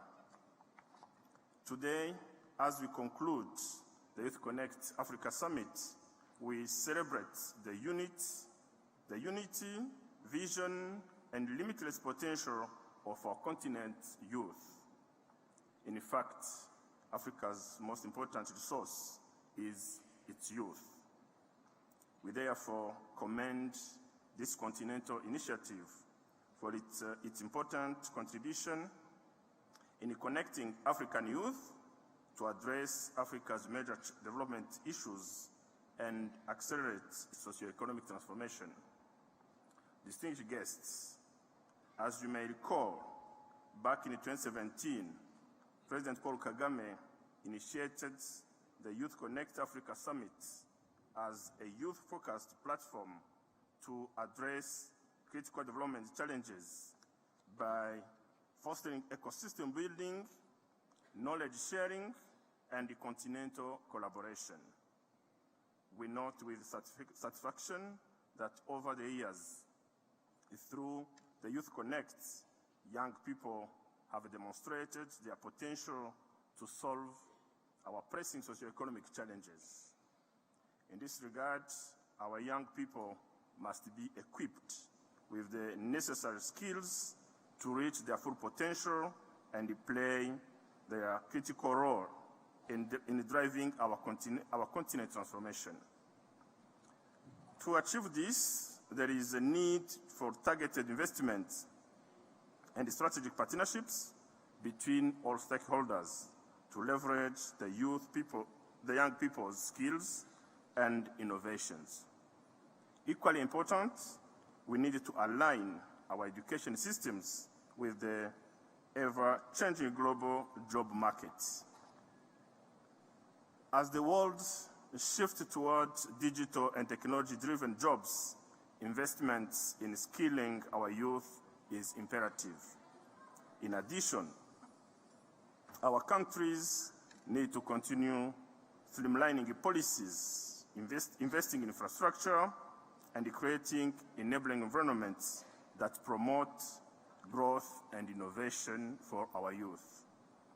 Distinguished guests, the government of Rwanda believes that innovation and creativity are key drivers in supporting and empowering talented youth to create jobs and drive economic growth. As reflected in our Vision 2050, a national strategy for transformation too, young people are at the center of our transformative priorities to create innovative and productive jobs. As a government, we also encourage youth to step into leadership roles and contribute to our country's growth and development. We have decided to put our young people at the forefront to achieve the economic development all Rwandans deserve.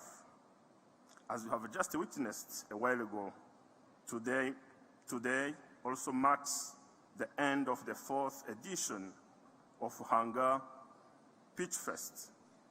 Since its inception, this platform has played a key role in upscaling entrepreneurship and innovation to drive Rwanda towards becoming a knowledge-based economy.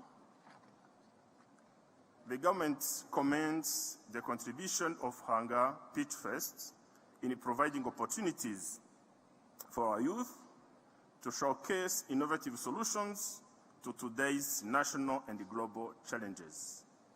In this regard, I would like to reiterate government commitment to promoting youth-led and tech-enabled startups and accelerate the growth of the entrepreneurship ecosystems. I therefore take this opportunity to congratulate all finalists of this year's Hanga Pitchfest, particularly the winners. I assure you that the government of Rwanda will continue supporting your excellent initiatives.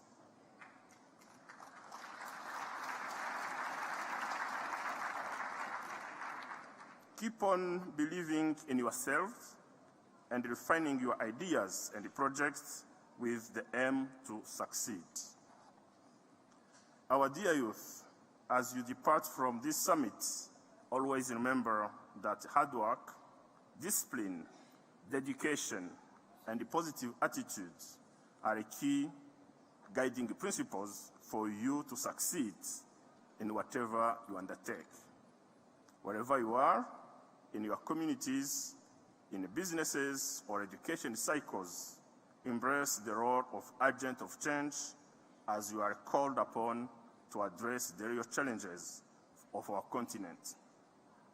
I have no doubt that you are now more connected, determined, and energized to play a leading role in the transformation of our continent. We pledge our support in making this a reality. As I conclude, I once again commend all partners for continuous support in ensuring that our young people are empowered and equipped with relevant skills for them to create a meaningful impact. For those who are traveling back home, I wish you a safe journey. And on this note, I'm pleased to declare the 7th edition of the Youth Connect Africa Summit officially closed. I thank you so much.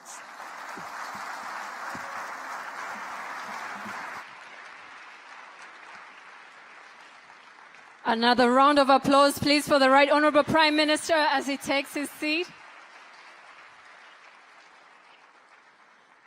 Right Honourable, thank you so much for addressing to us and giving us encouragement even as we close the summit. Right Honourable, ladies and gentlemen, this brings us to the end of Youth Connect Africa Summit 2024 and Hanga Pitchfest 2024. Right Honourable Prime Minister, as you Yego, irushanwa rya Hanga Pitchfest rimaze kubona nyiraryo ari nako wegukanye igihombo ari uyu mushinga wa Think Today, umushinga twari twagarutseho uri kuvuga cyane cyane ahanini ku ikoranabuhanga rizifashishwa mu bitaramo bitandukanye cyangwa haba mu kugura amatike ndetse no muri serivisi zindi zirimo no kurengera ibikorwa by'ibidukikije muri rusange. Minisitiri w'Intebe niwe unasorejeho iyi nama y'iminsi 3 yari imaze iminsi ibera hano i Kigali ya Youth Connect, yaribaye ku nshuro ya 7. Ni inama yavugiwemo byinshi, yagarutse kuri byinshi irimo no gushakira imishinga urubyiruko ruri hano rwaturutse mu bihugu bitandukanye muri Afurika, cyane ko ni inama yitabiriwe n'urubyiruko rusaga 3,000. Bimwe mu byo Minisitiri w'Intebe yagarutseho nuko uru rubyiruko ari rwo rufite mu biganza byabo ejo hazaza h'umugabane wa Afurika. Yifashishije urugero rw'u Rwanda mu gutanga amahirwe cyane cyane nko muri gahunda y'igihugu yo kwihutisha iterambere NST2, aho urubyiruko rwashyizwe mu hibanze. Naha rero igikorwa cyo gusoza inama y'ihuriro rya 7 rya Youth Connect gisoreje hano muri Kigali Convention Center, ari nako n'irushanwa rya Hanga Pitchfest. 5 muri bo bagaragaje imishinga. Uwa mbere abonetse akaba ahawe n'igihembo cya miliyoni 50 zifashishwa mu kugira ngo umushinga yagaragaje ube washyirwa mu bikorwa. Nje nari Adams Kwizera, naho gahunda n'ibiganiro bya televiziyo Rwanda byo birakomeza.